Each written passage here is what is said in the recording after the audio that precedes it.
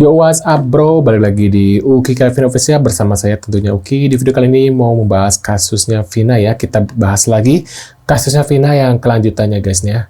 Dan ini kan kemarin sempat ya ada kabar Pak Rudiana ini akhirnya dipanggil ya. Diinterogasi sama ke Mabes Polri ya. Yuk kita lihat guys videonya seperti apa. Sementara itu, sosok ayah Eki sendiri, Ibtu Rudiana di periode tersebut memang bertugas di Satuan Narkoba Polres Cirebon. Yang menarik sebagai polisi yang bekerja di Satuan Narkoba, Ibtu Rudiana ayah Eki ternyata punya rekam jejak cukup cemerlang bekerja dengan bandar dan sejumlah jenderal tersebut. Namun siapa sangka sang anak Muhammad Rizky Rudiana alias Eki itu justru mengetahui di balik rahasia besar yang dilakukan ayahnya itu. Dari sinilah awal Eki menjadi sasaran dari bandar dan jenderal lainnya. Mereka lantas menyewa geng motor yang memang merupakan anak dari sejumlah jenderal untuk membunuhnya seperti yang tertera dalam DPO sebelumnya. Tak heran jika nama-nama DPO itu lantas dihapus usai ditangkapnya Peggy Setiawan korban salah tangkap. Karena mereka para DPO merupakan geng motor anak dari jenderal berbintang. Terlebih oknum polisi yang menyeret Peggy itu memang rekan bisnis Ibtu Rudiana. Saat ini Ibtu Rudiana terancam dipecat dan bahkan terancam dipenjara karena sepak terjang kasus dirinya hingga menimbulkan. Nah halo ya kan, ketahuan kan. Nah ini ada video lagi guys.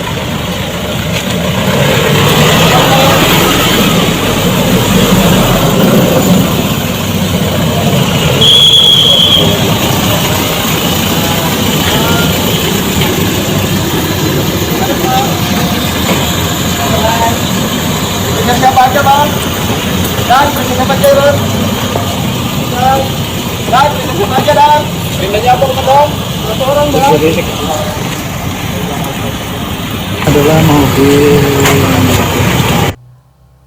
Itu bagus sekali ya. Saya terkaget-kaget melihat tayangan TV swasta. Pertama patut kita hargai bahwa yang namanya jurnalis investigation ini sangat tajam.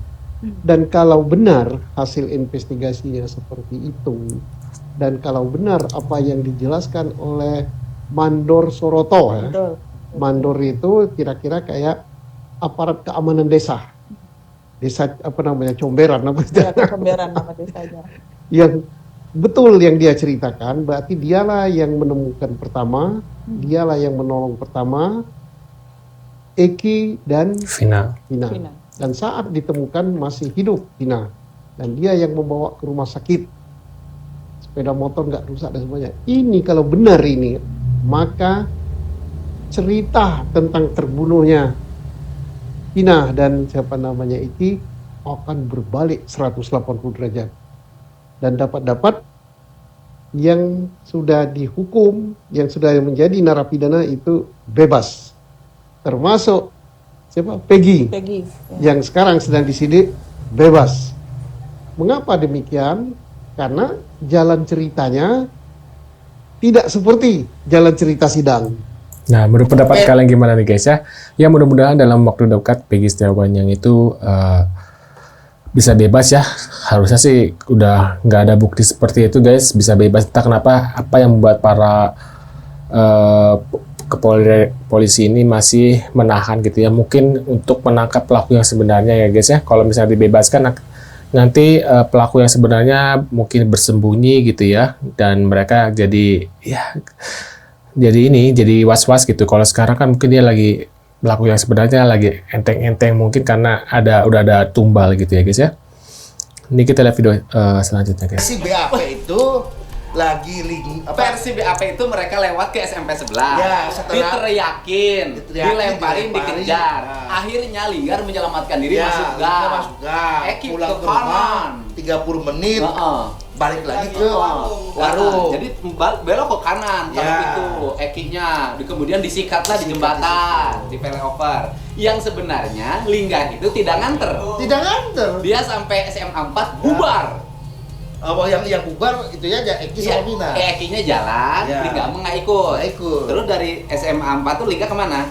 Masih di situ. Ya nongkrong semalam lah. Sampai sekitar jam 12-an lah. Jam 12 habis itu baru dapat kabar. Langsung lihat Eki. dapat kabar Eki sama Vina ada di rumah sakit. Kecelakaan. Linggar itu siapa yang mengarahkan bikin BAP yang bersifat kebohongan? Nah, itu pertanyaan yang lagi Tidak usah dijawab, karena kita semua sudah bisa menjawab. makanya saya bilang di media juga, karena di ruangan itu cuma ada Linggar dan penyidik. Nah, Iya. tinggal simpulkan aja. Siapa yang memeriksa Linggar di BAP lama tinggal dibuka. Nah, Sudah masuk di BAP kemarin sudah masuk. Iya. Sudah tunjukkan orangnya itu tidak namanya cuman tertera. Pak Kapolri, Pak Kabar Reskrim, Pak Kapolda Jabar, semoga dengan cepat kasus ini akan tuntas. Amin. Walaupun putusannya sudah inkrah, kan yang 3 DPO juga bisa dievaluasi jadi 1. Nah, Padahal itu putusan hukum. Padahal sudah ingkrah, jadi jangan dibalik. Ini saksi begini, bicara begini enggak. Sekarang dibalik kita ke pihak polisian. Ini jadi ruwet ini karena mereka sendiri yang bikin Iya ruwet. benar, mereka sendiri yang bikin DPO ruwet. itu sudah inkrah. Betul. Putusan pengadilan. Ya. 3 bisa berubah jadi Nah, 1, ya. Ya kan? Ya. Berarti ada keraguan dong. Jadi yang benar siapa? Yang nggak benar kepolisiannya guys, ababil gitu ya. Simpulkan. Mereka sendiri yang membuat, mereka sendiri yang bikin ribet, dan akhirnya mereka sendiri yang kena getahnya guys ya, kena karmanya karena menghukum orang-orang yang tidak bersalah guys. Ini adalah hukum karma buat kalian-kalian yang sudah menghukum orang-orang yang tidak bersalah gitu ya, dan mengalami penjara udah gitu disiksa di apa, miris banget itu aku lihatnya ya guys ya.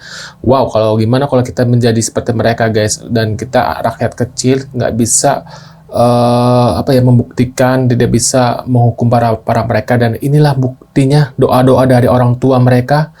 Karena selama 8 tahun itu, wow, ini doa orang tua loh. Hebat banget ya, sekarang baru terbukti. Siap-siap lah kalian-kalian selama ini enak-enak ya selama 8 tahun, dan bisa merasakan apa ya hal yang sama kalau bisa ya. Mungkin bisa disetrum lagi kalau bisa ya guys ya. Sendiri.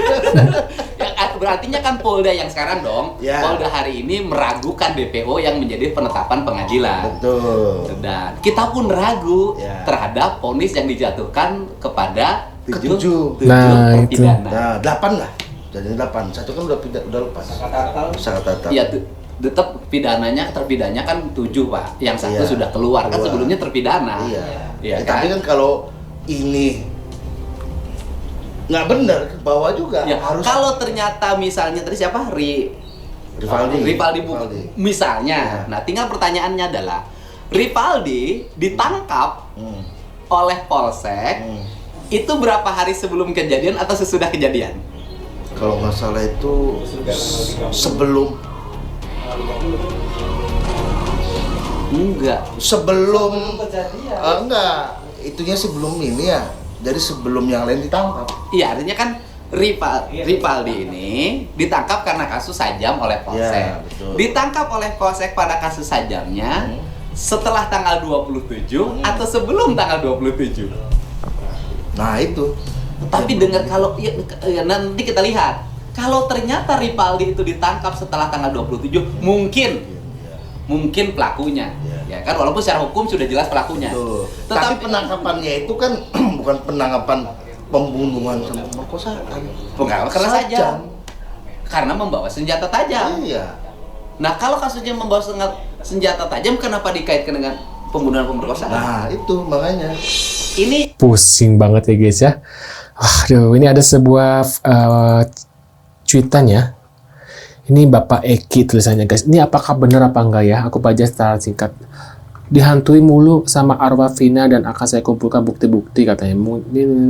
Saya tidak bakal turun apa disuruh Om karena sahabat kecil itu aku itu Vina, jadi aku merasa salah dan tentang kemasukan arwah Vina itu bohong. Aku settingan biar bisa pin bahwa seluruh warga tanpa bawah saya Om. Waduh, mohon maaf Om sebesar-besarnya. Sementara aku kumpul bukti-bukti akan serahkan ke Hotman Paris dan sembunyi. Tapi jangan ada ikut-ikutan sama nama saya karena jabatan saya dicopot nanti please nak katanya. Ini nggak tahu ceritanya benar apa enggak tuh sih kalau komentar. Terima kasih sudah mampir dan jangan lupa bantu subscribe dan sampai jumpa di video selanjutnya. See you guys.